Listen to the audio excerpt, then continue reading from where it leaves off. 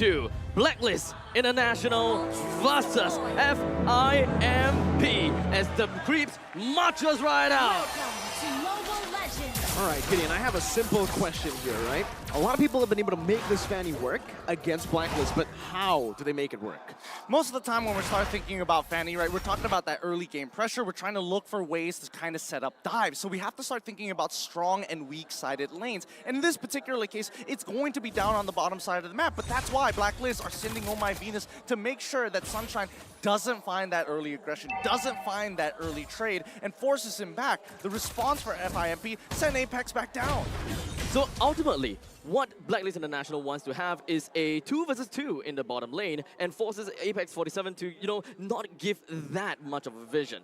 Technically speaking, Fanny, once he's pretty much got his purple buff, he can pretty much zoom everywhere, and if FIMP doesn't really quite have that kind of understanding, it will not be that good. Okay, that's a lot of damage placed onto Cura. Man, didn't expect that burst coming in, but Cura seems like he is comfortable on the Fanny. That is one of the concerns for a lot of people playing the Fanny on stage.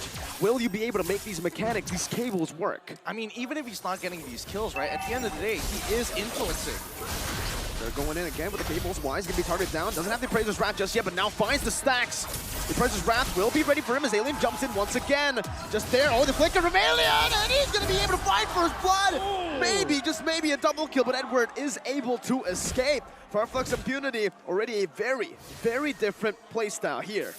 Oh, spicy stuff. I mean, immediately we start seeing the rotations. Immediately we see a potential dive, and Edward, he can't get back in there. Cura, though, under the turret, will try to burst your way down, and it's going to be Kazue, who barely is unable to find the range. I really like the very fact that FIMP, they have got Sunshine and Kazue actually gonna be on the mystery shop. They want to get online a lot earlier. They're probably wanting to look for that snowball potential, riding all of that hope onto Cura. I mean, yes, they are trying to make sure that they scale up as fast as they can, but it's the fact that they also have that Fanny, right? You're not expecting Fanny to do it all by herself. That's right. You need to have a couple of people to walk up. Now, these neutrals is where it's going to get difficult, because keep your eyes on Apex. You could turn these around. All right, that's the on blast charged in Venus, but it seems like Flux Impunity, they understand that their composition is built around picking these members off in the early game, utilizing the Fanny, so they will just ignore the first neutral objective.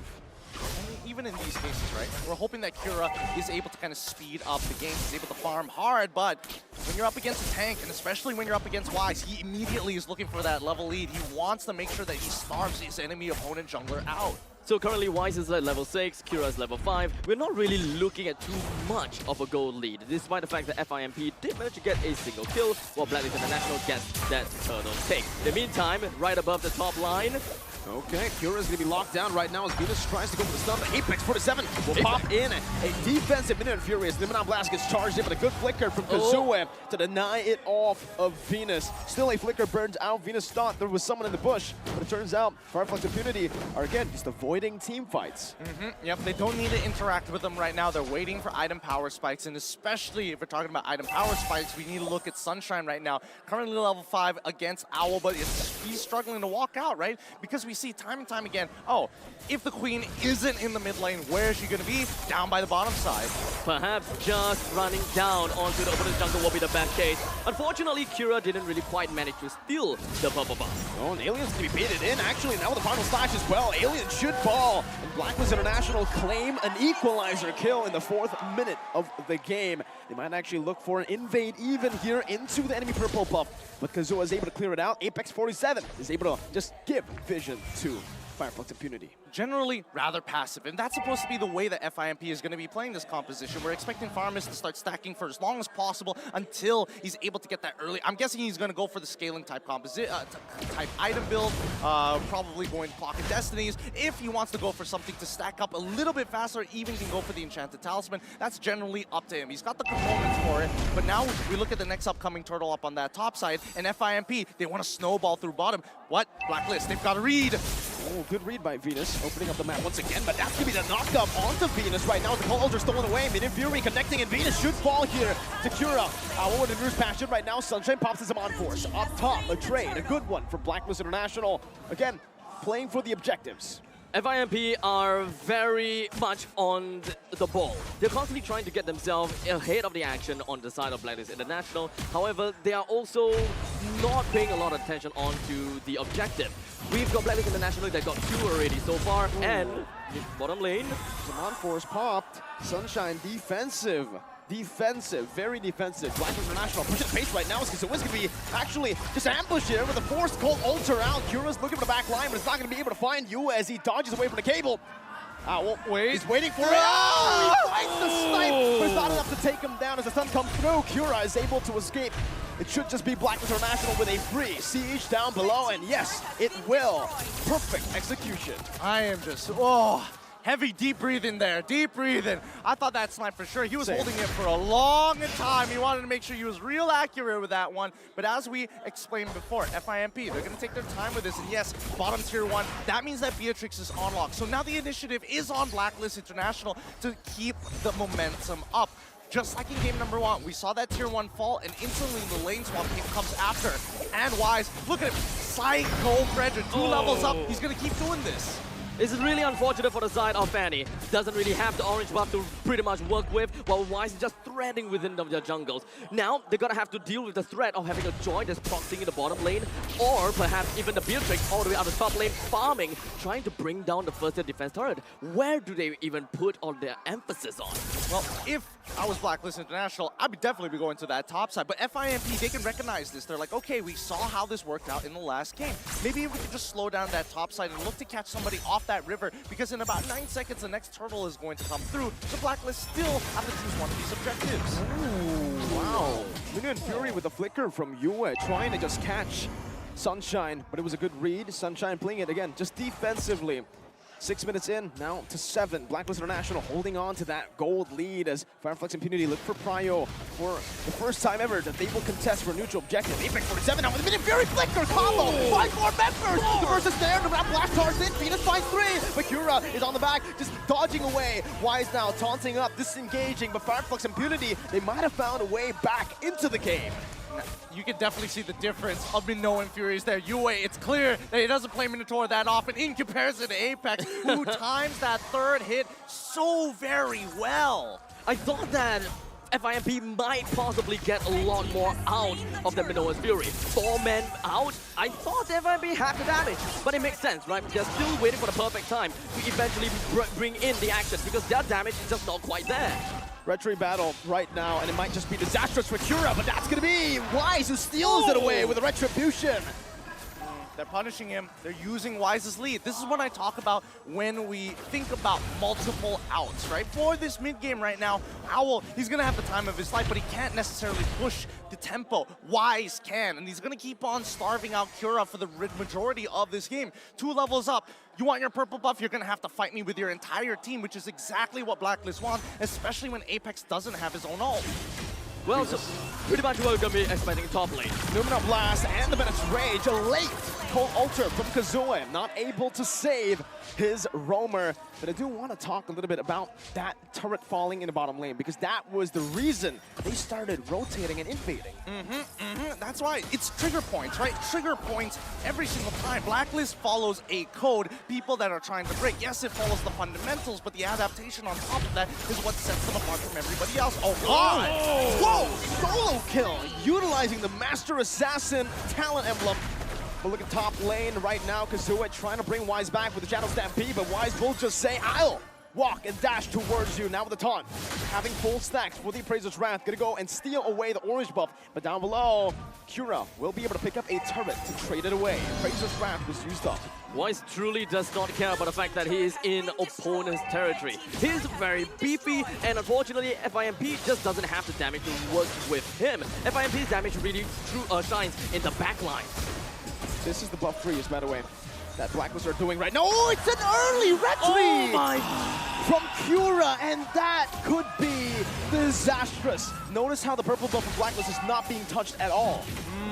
No way to rotate, and especially with the neutral objective of Lore being on the top side. If anybody tries to go for Wise's purple, there's just no way. They will be spotted out, and there's no way to flank at the same time, right? They're covering all of the ground here. And FIMP, you know, considering everything that's happened, I'm surprised that Blacklist are only 1.6k ahead. FIMP, they've got everything going for them, right? They've got 2 turrets. They've also got a little more kills. This is called the buff freeze. This is what Blacklist like to do up against a Fanny or anyone who is very very reliant on the purple buff. They kill up the big purple buff, but leave the small one so it doesn't respawn, and they continuously just invade to the enemy jungle to take the purple buff away.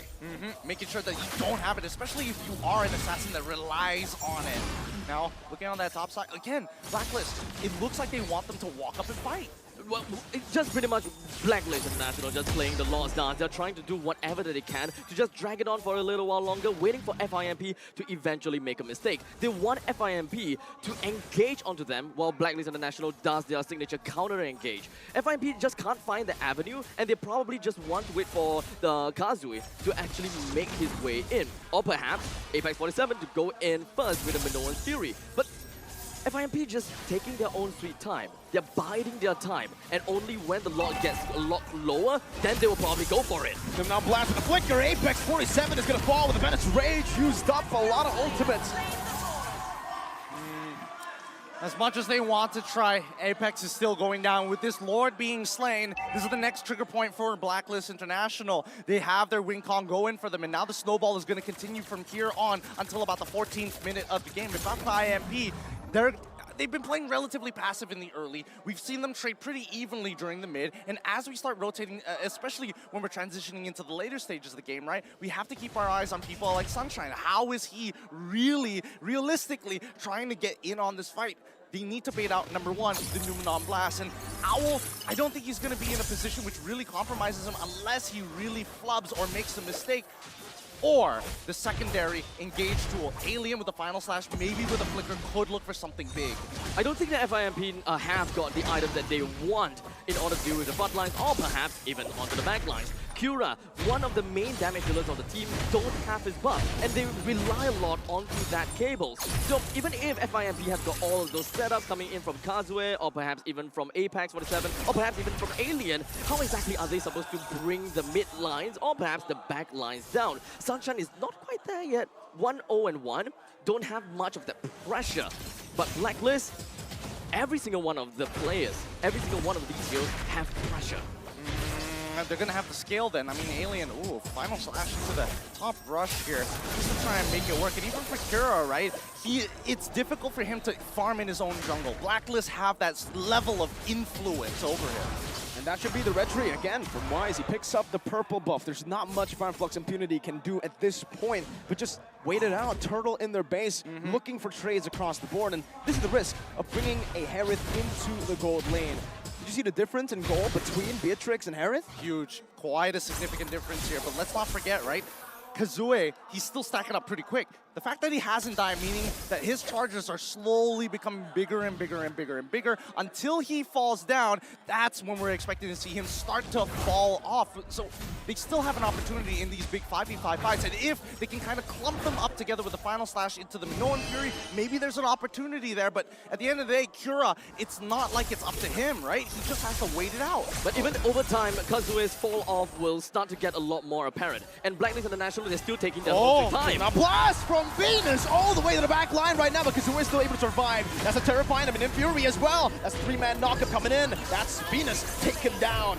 Kura's looking for more. Doesn't have the energy necessary to look for more, but they will take it. A 1-for-0 in favor of Flux Impunity. Now, notice that Blacklist International, if this was a team that was dead even with them, and especially if Fanny maybe had a purple buff, I don't think they would have even tried to attempt to go for such an aggressive play. But the fact is, they've got all the resources in the world, and they know that it's a clear disadvantage. Wait, hold on. No call alter. Edward's using it. Sunshine's gonna be gunned down, and Edward finds the kill with the rhythm and the vengeance. Now Alien is the next target on the primary. Listen, Owl takes him out with an Amir's passion, swaps out to the Renner's apathy. He wants to look for his snipe here, but nobody's low enough. Meanwhile, down below, Kura is able to pick up 2 turrets, tier 1 and tier 2. Actually, the tier 1 was taken away earlier.